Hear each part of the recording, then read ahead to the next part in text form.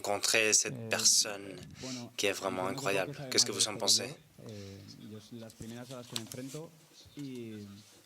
Bon, il connaît un peu plus que moi.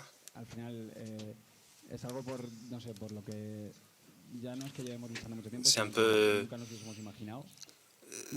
C'est vrai qu'on n'a jamais imaginé cette chose, mais c'est vrai qu'on a ce qui peut arriver, dans le prochain match. On sait ce qu'on a démontré jusqu'à maintenant. Et bon, on essaya de gagner le match. Bonjour, une question pour Radio Marca, une question pour l'entraîneur. Le joueur disait après le match, aller contre AEK. Vous attendez un 3-0 et c'était vrai, c'était un 3-0. Est-ce que vous avez pensé pour demain? Je vous dis quand on finit le match. Bon, bonjour tout le monde. Je n'ai pas clair le résultat. C'est ce que je voulais leur dire, c'est que au début,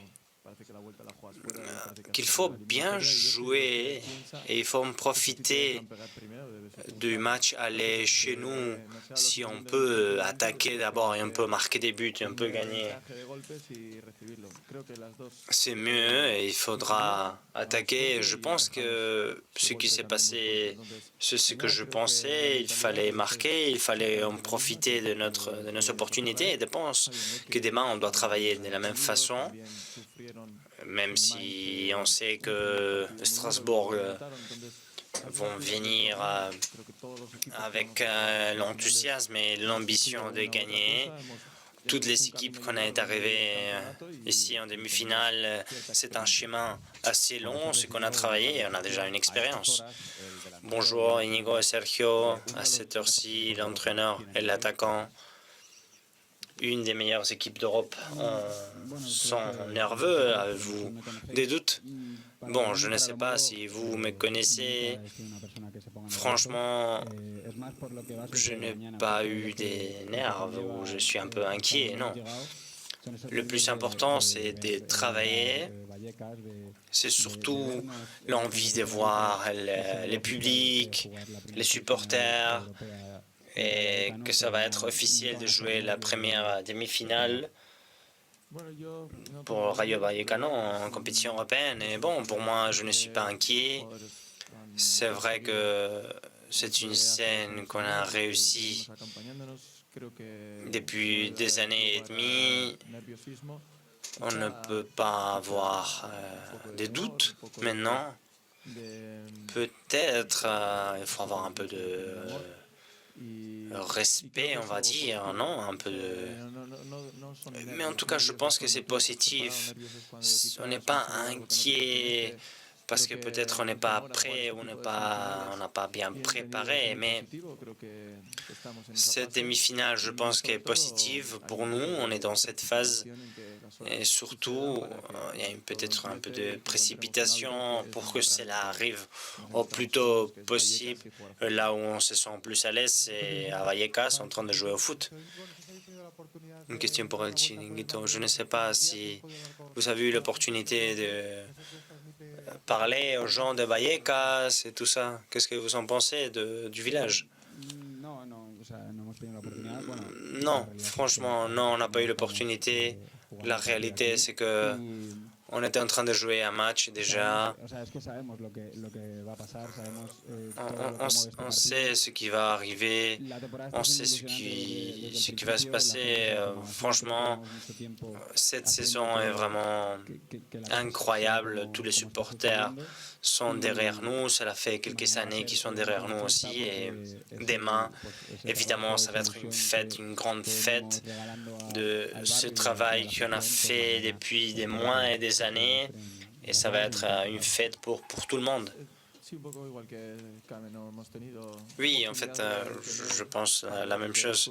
On n'a pas eu cette opportunité d'avoir 1-2 heures de pouvoir partager avec les supporters en ville, au centre-ville. Ça pourrait être incroyable. Qu'est-ce que vous ressentez? C'est vraiment incroyable. Mais c'est vrai que la réalité nous a pas laissé avoir ces petits temps, mais on peut avoir des similarités avec ce qui sont ressentis avant le match, pendant le match et après le match. C'est un reflet vraiment clé de cette ambiance, cette atmosphère qu'on a eue pendant toute la saison. Et j'espère que demain on pourra continuer dans cette dynamique, une bonne dynamique. Je pense on doit commencer et essayer de commencer ce match et les supporters vont être derrière nous, c'est sûr. Une question pour la National d'Espagne. Aujourd'hui, tu es ici en conférence de presse. Ça veut dire que tu vas jouer demain, tu vas être titulaire. Je ne sais pas si tu as la sensation d'avoir pris un train et voilà, tu n'es jamais arrêté, tu n'es jamais descendu de ce train. Oui, c'est vrai que je parlais avec mes coéquipiers, avec mes amis ces dernières années. J'ai dû être plus titulaire, mais un exemple et la réalité de l'équipe, c'est que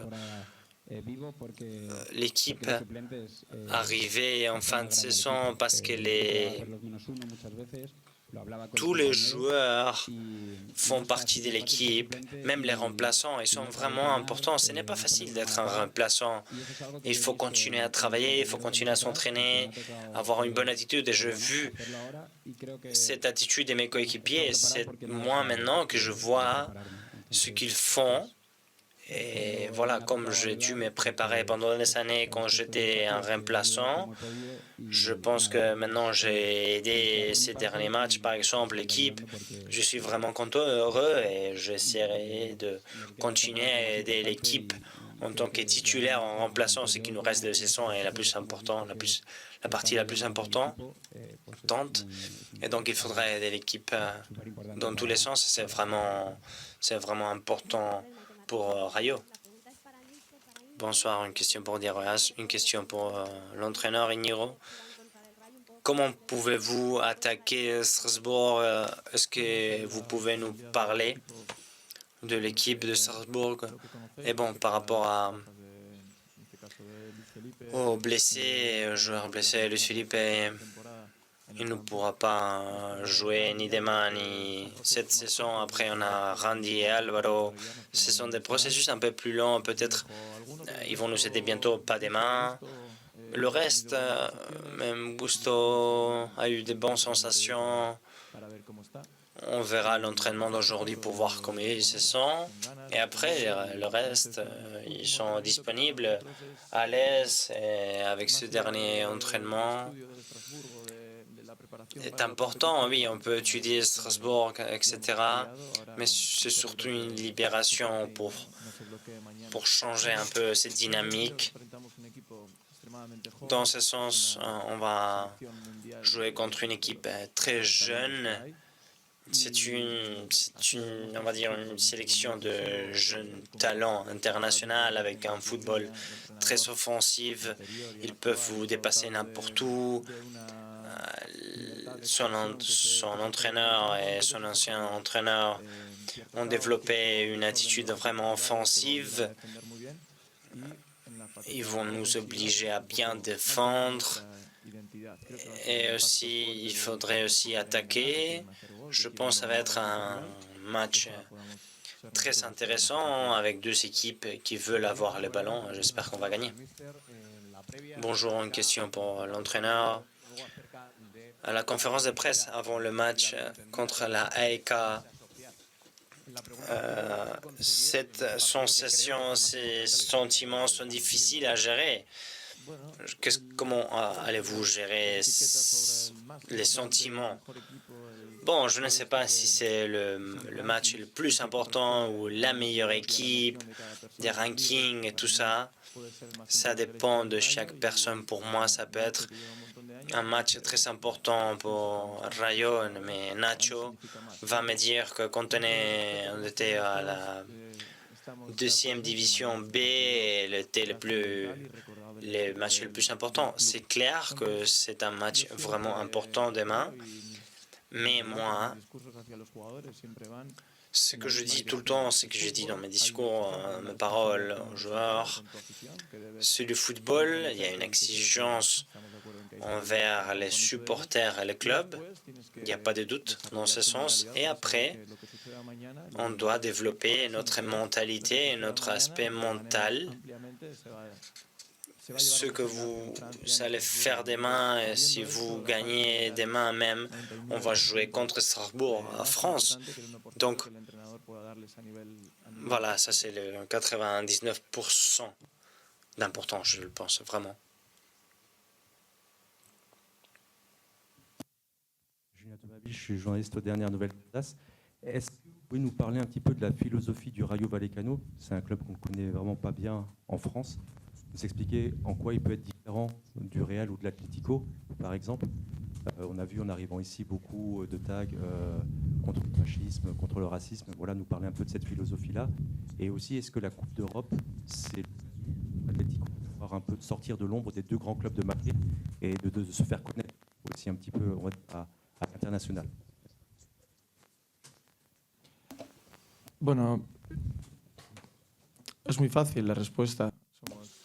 Bon, c'est très simple en fait. La réponse est qu'on est vraiment différent de cette équipe que vous avez dit, par exemple. Il y a une partie sociale vraiment importante qui nous différencie totalement d'eux. Et nous, en tant qu'entraîneur, équipe, staff, on veut avoir cette philosophie et avoir un reflet, cette lutte dans les rues, cette lutte sociale, avoir un reflet dans le terrain, sur le terrain. Après, au niveau politique, etc., tout le monde connaît cette idéologie. On peut comprendre. Je ne veux pas parler des politiques maintenant, mais je pense qu'on peut bien comprendre ce qui se passe. Cette concordance sociale et les clubs, ce qu'ils peuvent sentir, ressentir sur le terrain, soit une union très forte. Et dans le plan individuel, moi en tant qu'entraîneur, depuis que je suis entraîneur, à différence d'autres équipes fortes, ou même comme Rayo Vallecano, comme je sors, par exemple, dans le tunnel de vestiaire, j'arrive, je sors, je rentre, il y a un petit trajet. Je ressens des choses que je n'ai jamais ressenties de ma vie. Peut-être cette partie de la réponse peut vous donner une idée de ce qu'est le Rayo Vallecano. Bonjour, je voudrais parler de... J'imagine que vous regardez les réseaux sociaux, etc., la finale, première finale européenne. Vous, en tant qu'entraîneur, je ne sais pas si vous avez un mécanisme ou une idée pour que ça ne rentre pas dans les vestiaires. Peut-être ça peut vous endommager. Non, en fait, j'ai déjà parlé avec Fernando, par exemple. Il m'a envoyé une vidéo du club de ce match. J'ai vu cette vidéo, j'ai pensé, je réfléchis, on continue à rêver, par exemple, non? Ce que je dis, ce que je répète, en fait, les clubs et moi, on s'est trompé complètement parce qu'il faut, oui, il faut avoir des rêves, ce qu'on va faire, ce qu'on va parler de ce match est incroyable.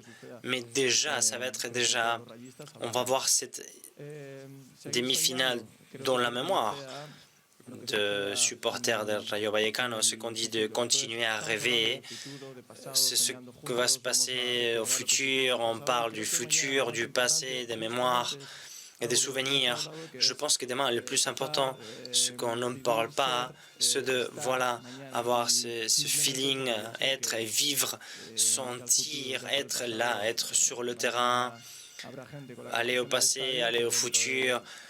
Demain, dans le stade, peut-être dans 2 années, peut-être ils ne vont plus être là dans 50 années ou dans un mois. Donc il ne faut pas rêver ou il ne faut pas penser aux mémoires.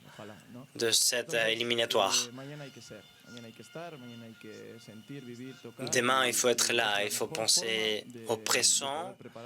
C'est la meilleure façon de pouvoir préparer ce match. Il ne faut pas penser ni dans le futur, ni dans le passé. C'est toujours le plus important, c'est le présent maintenant. Bonjour.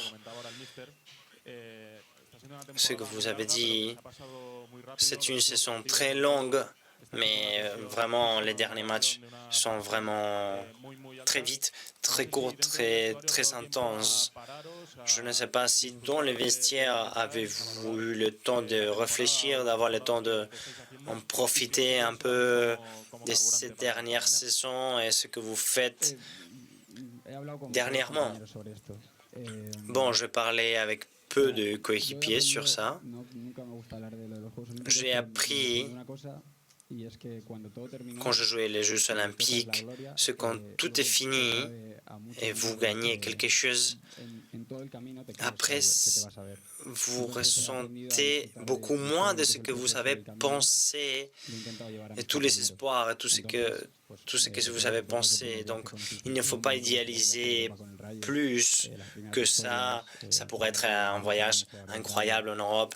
Le premier but européen d'un joueur, les petites choses qui vous font devenir un peu, qui laissent une trace dans l'histoire du Rayo Vallecano, ça vous laisse en profiter. Et surtout, il faut garder toutes ces petites expériences et ensemble et arriver demain contre Strasbourg et gagner peut-être ces derniers matchs, ces 3 derniers matchs. On a joué jusqu'à la dernière minute, donc cela démontre qu'on est une équipe qu'on peut jouer jusqu'à la dernière minute, qu'on n'arrête pas de lutter et peut-être avoir une possibilité de gagner là-bas en match retour. Bonjour. Inigo, tu avais une ambition, tu démontrais que tu voulais gagner la Coupe du Roi, maintenant en Conference League. Je ne sais pas si les gens disaient que vous pouvez être, ils préféraient être relégués et gagner la Conference League. Est-ce que vous êtes d'accord? Bon, franchement, c'est vraiment différent. Les gens, je suis sincère, je suis vraiment sincère. Ça, c'est vraiment différent. Je l'ai déjà expliqué. Les joueurs, on est ici, on va passer, on va partir. On est égoïste. Moi, franchement, je ne voudrais jamais être relégué. Franchement, mon premier objectif quand je commence, je ne veux jamais être relégué. Je comprends que les gens peuvent vouloir autre chose et voir les années et des années en 2e division, en 3e division. Peut-être un supporter pourrait aimer d'être relégué et gagner la Conference League, mais pas moi. Moi, je vous ai dit la même chose la semaine dernière. Franchement, je ne voudrais être relégué parce que même si on arrive à gagner une coupe, un titre, la douleur est très dure. Je préfère perdre une finale, j'ai déjà perdu des finales, qu'avoir une relégation. Vraiment, c'est une douleur très forte, mais je comprends les supporters. Et comme Sergio l'a dit, moi, en tant que supporter, allez, on s'en fout. On va aller à la 2e division. On joue la 2e division, mais avec un titre dans les vitrines. Je comprends tout le monde. Je comprends. C'est quand on arrive dans un terrain très difficile, on dit est-ce que vous signez le match nul? Non, non, non. Si on peut obtenir la permanence et peut-être arriver en finale de Conference League, c'est déjà génial. C'est difficile à choisir en fait. Bonjour, une question pour Sergio. Je voudrais savoir si demain tu avais rêvé d'un match comme celui-là. Tu as joué déjà aussi les Jeux olympiques. Quelle est la pression dans ce genre de match? Bon, franchement, jamais on pourrait rêver de la Conference League à Rayo Vallecano parce que ça n'existait pas. déjà.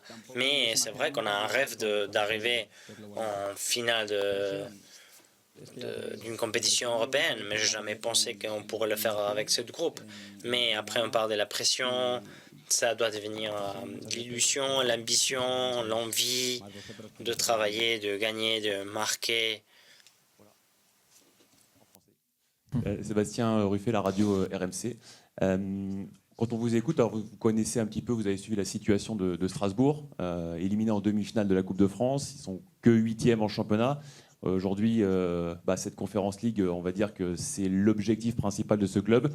On a l'impression que vous vous déchargez un petit peu de la pression. Est-ce que vous mettez toute la pression sur Strasbourg, sur cette confrontation ?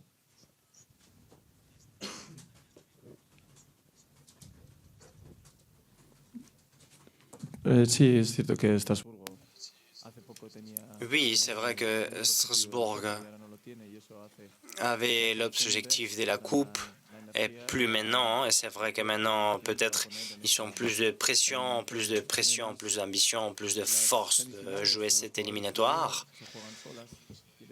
Après, je dis à mes joueurs, 8e et quart de finale, il faut jouer, il faut un peu plus de la part de l'entraîneur. Ils doivent savoir que c'est très loin. La demi-finale, les joueurs, ils le jouent tout seuls. Les joueurs de Strasbourg qui vont arriver, ils sont perdus en coupe.